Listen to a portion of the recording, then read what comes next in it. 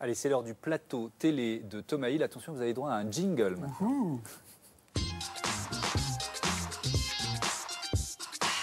J'adore. Montez en grade, hein. Bravo. Qu'avez-vous regardé cette semaine à la télévision?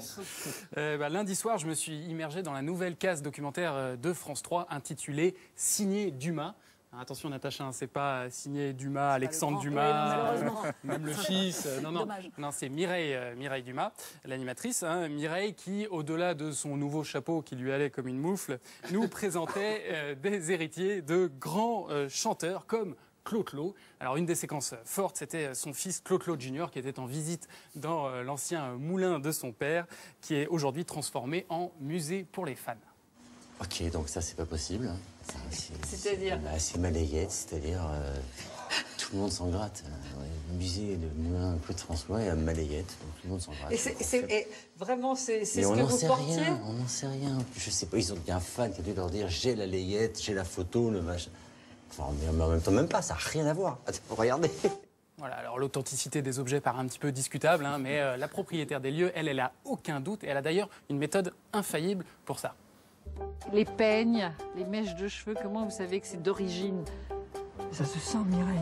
Oui, c'est simple. Je dois poser la question. C'est beau l'amour. Ce qui compte de toute façon, c'est que les fans y croient, hein, c'est ça qui compte. Et puis surtout qu'ils puissent faire de belles photos des lieux qui resteront dans les annales.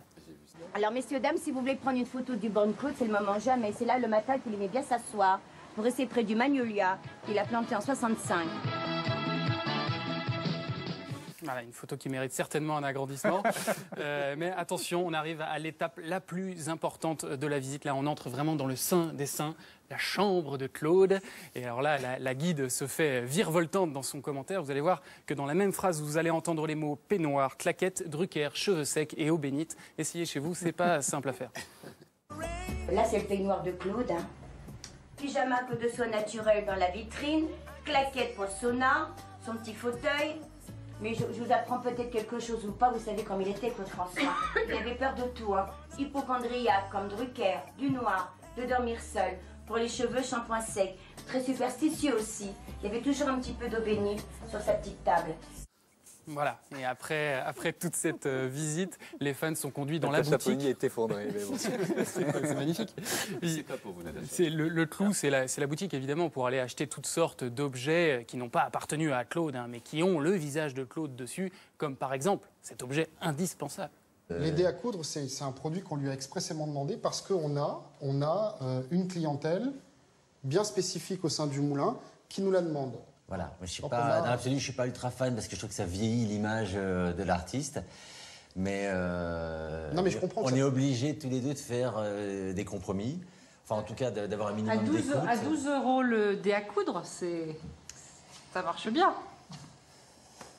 On en parle? Bonne question de Mireille Dumas, quand même, parce que 12 €, c'est bien fait. Moi, j'aime beaucoup Claude François, mais quand même, quoi. Non, vous avez compris, il y a toujours une discussion entre les propriétaires des lieux et Clo-Clo Jr. Qui se fait un max de pognon, qui entretient, la mémoire de son père. Regardez.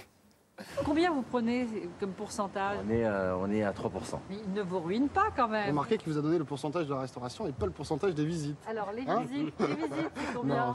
Oui, c'est le pourcentage d'un artiste-interprète sur le disque. 12. 12. 12? On est au-delà, Claude. Ah, c'est bien. Non, c'est ce qui est inscrit dans le pourcentage. Ah oui, 17. 17, c'est vrai. Non, c'est 17 sur 12 €. Mais 12 Pas €. même que c'est 18. Mais, Non, c'est 17 avec une TVA à 20, donc on doit être à 10. Bref, voilà. Très bonne séquence, hein.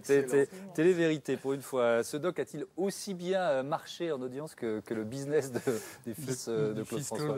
Bah oui, 11,3% du public, 3 millions de téléspectateurs, plus de 3 millions, c'est beaucoup. D'autant plus que la concurrence était très forte. Hein. Lundi soir, il y avait notamment Merlin sur TF1. Donc, oui, qui a très bien marché. Et la case fiction dont vous ne parlez jamais dans cette chronique. D'ailleurs, ça vaut mieux parce que sinon je me ferais allumer. Merci beaucoup, Thomas.